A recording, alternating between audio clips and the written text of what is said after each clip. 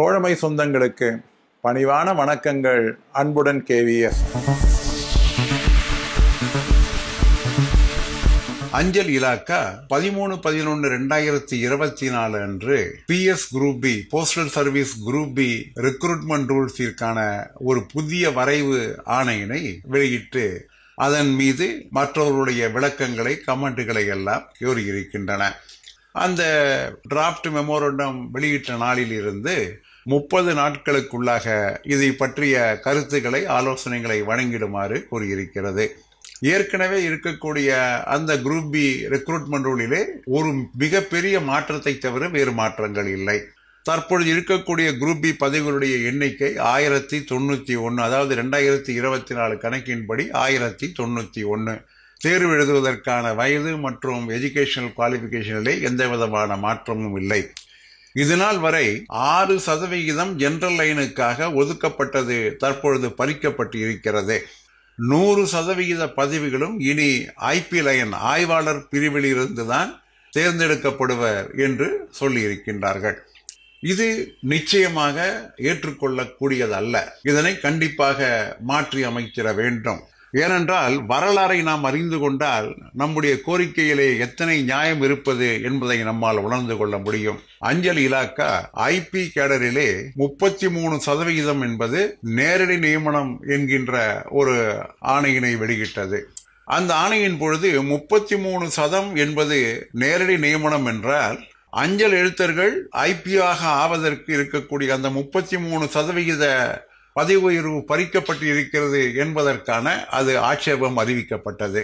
அந்த நேரத்திலே இலாக்கா நடத்திய பேச்சுவார்த்தையிலே இந்த இழப்பீட்டினை ஈடு செய்திடும் விதமாக குரூப் பி தேர்விலே உயர்வான அளவிற்கு ஒதுக்கீடு செய்யப்படும் என்கின்ற உத்தரவாதத்தை கொடுத்தது.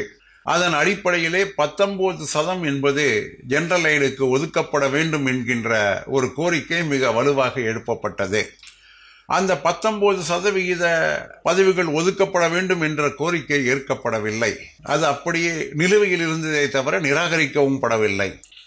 அதற்கு பின்னால் போஸ்ட் மாஸ்டர் கேடர் வந்த பின்னால் 116 பதவிகள், சீனியர் போஸ்ட் மாஸ்டர் பதவிகள் போஸ்ட் மாஸ்டர் கிரேட் டி அஞ்சலக தலைவர்களுக்காக ஒதுக்கப்பட்டது.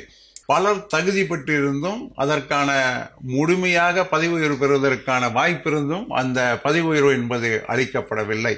அவர்களுக்கு சீனியர் போஸ்ட் மாஸ்டர் பதவிகள் வழங்கப்பட்டிருக்க வேண்டும். பின்னர் போஸ்ட் மாஸ்டர் கேடர் என்பது ஜெனரல் லைனுடன் மீண்டும் இணைக்கப்பட்டிருக்கிறது. இந்த இணைக்கப்பட்டிருக்கக்கூடிய இந்த சூழலிலே ஏற்கனவே இருக்கக்கூடிய 6% மற்றும் 116 பதவிகள் சேர்த்துதான் ஜெனரல் லைனிற்கு வழங்க வேண்டுமே தவிர அதிலே குறைப்பது என்பது சரியாக இருக்க முடியாது.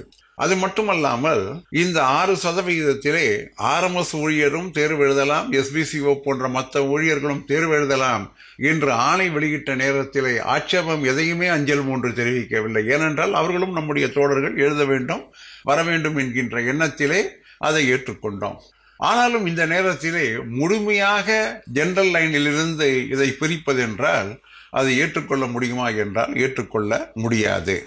இன்னொரு விஷயமும் நாம் கவனிக்க வேண்டும். அஞ்சல் இலாக்கா இது முழுமையாக IP-க்கு தருவதற்கான காரணம் என்னவென்றால் HG1 பதவிகள் அனைத்தையுமே கெசட்டடாக நாங்கள் மாற்ற இருக்கின்றோம் என்ற ஒரு வாதத்தை முன்வைக்கலாம். அது கெசட்டடாக வந்த பின்னால் அதை பற்றி நாம் பேசிக்கொள்வோம். இதற்கு முன்னால் இன்னொரு முக்கியமான ஒரு பிரச்சனை இருக்கிறது. அஞ்சல் இலாக்காவிலே அஞ்சல் எழுத்தருக்கு கேடர் ரிவ்யூ என்பது 2வது கேடர் ரிவ்யூ என்பது இந்த நாளிலே அமைக்கப்பட்டிருக்க வேண்டும். இதுவரை அமைக்கப்படவில்லை. 7வது ஊதிய குழு அமுலாக்கத்திற்கு பின்னால் 2வது கேடர் ரிவ்யூவிற்கான குழு என்பது அமைக்கப்பட்டிருக்க வேண்டும்.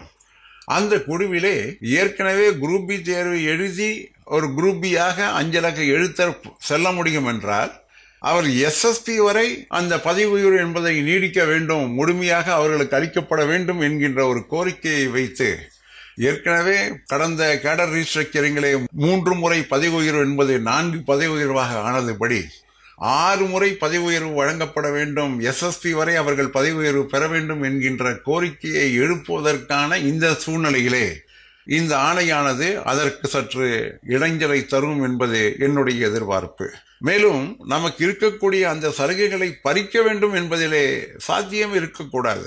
ஒரு ஜெனரல் லைன்ல இருக்கக்கூடிய திறமை வாய்ந்தவர்கள் ஒரு குரூப் பியாக ஆகக்கூடாது என்று எப்படி பறிக்க முடியும்? ஏற்கனவே இருக்கக்கூடிய சலுகைகளை எப்படி பறிக்க முடியும்?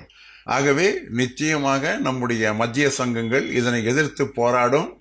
இதிலே நல்லதொரு முடிவினை காணும் என நான் நம்புகின்றேன். என நண்பர்களே, மீண்டும் சந்திப்போமா? அன்புடன் KVS.